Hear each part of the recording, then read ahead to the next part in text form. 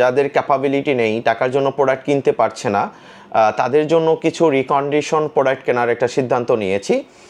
তো আপনার বাসায় যদি কোনো অক্সিজেন কনসেন্ট্রেটর বা অক্সিজেন সিলিন্ডার থেকে থাকে, আপনার এই জিনিসটা আমরা যাতে করে একটু স্বল্প মূল্যে আরেকজন পেশেন্টকে পৌঁছে দিতে পারি, এই সহায়তাটি করবেন। এবং কেউ যদি রিসেল করতে চান, আমাদের কাছে আপনারা রিসেল করতে পারেন। আসসালামু আলাইকুম, আমি ইমরান, পিস অক্সিজেন থেকে।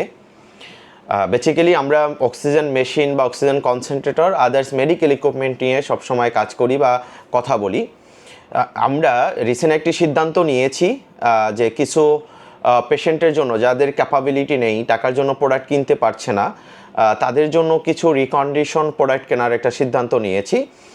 তো আপনার বাসায় যদি কোনো অক্সিজেন কনসেন্ট্রেটর বা অক্সিজেন সিলিন্ডার থেকে থাকে, আপনার এই জিনিসটা আমরা যাতে করে একটু স্বল্প মূল্যে আরেকজন পেশেন্টকে পৌঁছে দিতে পারি, এই সহায়তাটি করবেন। এবং কেউ যদি রিসেল করতে চান, আমাদের কাছে আপনারা রিসেল করতে পারেন। কারণ আপনারা আমাদের ক্যাম্পেইন দেখেছেন বিভিন্ন সময়, যাদের আসলে অক্সিজেন কিনে ব্যবহার করার মতো ক্যাপাবিলিটি থাকে না, তাদের দিকে আমরা একটা ফোকাস দিচ্ছি। বাকি বিষয়টা খুলে না বললাম।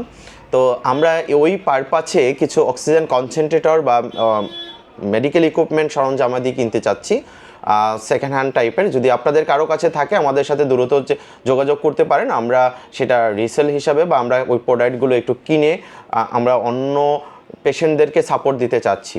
তাই যদি আপনার বাসায় কোনো সেকেন্ড হ্যান্ড মেশিন পড়ে থাকে বা কনসেন্ট্রেটর পড়ে থাকে, আমাদের সাথে দ্রুত যোগাযোগ করতে পারেন।